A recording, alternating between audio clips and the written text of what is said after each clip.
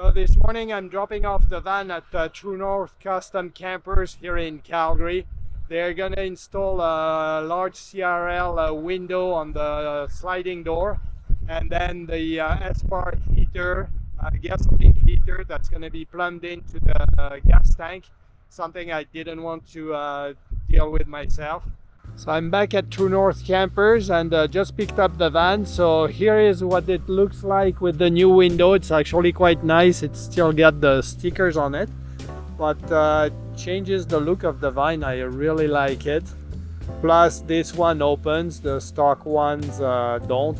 Eventually we'll have the same one on the other side, but it's back ordered for now. And they installed also a heater for us down here, and well, I'll still have to wire it to my electric system and duct the air so it blows in the right places. But this is a nice addition to the van.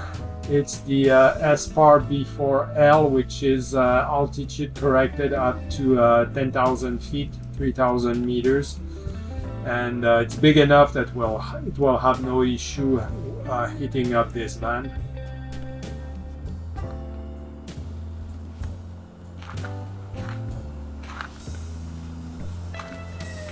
This morning I'm dropping off the van at the gear shop here in Calgary. They'll do a suspension upgrade for me, install the van compass 2-inch lift kit. So I'm at the gear shop picking up the van. They did the suspension install, and the van looks quite different. It's actually interesting. I just think it should look that way from the factory.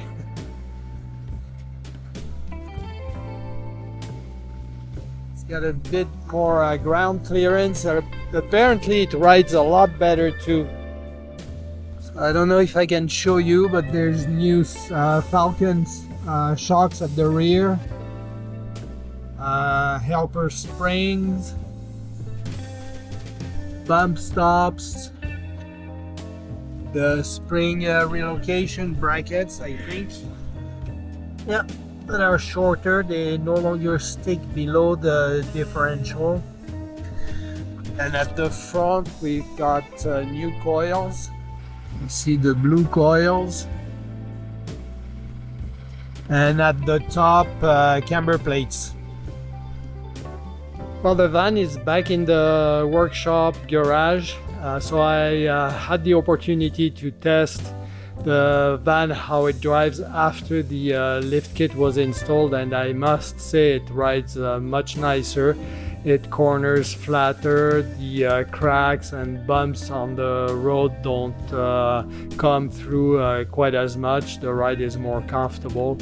It feels more planted as well, in a way more level. That's probably not the right way to describe it, but it feels like when you go over bigger bumps that it stays flatter. Quite nice, quite happy with that. Something else, I compared the fender height before and after the lift kit, and I have to refer to my notes for that. There's exactly 5 centimeters at the front, so 2 inches exactly of increased ride height. And at the rear,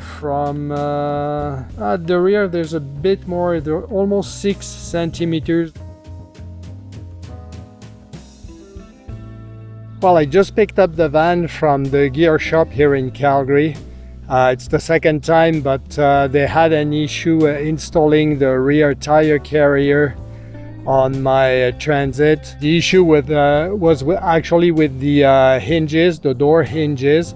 So I'm gonna try to show you, but basically what it is that tire carrier and ladder installs only on the 180 degree hinges, and mine were the 270 degrees, so there was a problem, some safety issue with that, and drilling the hinge itself as well, that didn't have enough material, whatever, so the hinges had to be replaced. But anyways, this is what it looks like. This one is from Tec Van in British Columbia, Canada. I don't have the spare tire on it yet, but you just lower this and there's like a thing that comes out here to support the wheel. And so again, here is how it works. It bolts on the Ford hinges, but they have to be the right ones. So top and bottom on this side had to be replaced, and the ladder comes with a step here. It looks nice. It's all aluminum, so it's fairly light, but it looks sturdy. And on the other side, it's bolted through the door. The driver's side with the ladder on it will open and lock 90 degrees, or it will open the full 180 degrees. So I'm just out of True North Custom Campers for the second time. The driver's side CR Lawrence window came in and it's just been installed. So that looks very nice, and I'm quite happy with it. So now we have both, and all the exterior modifications are complete.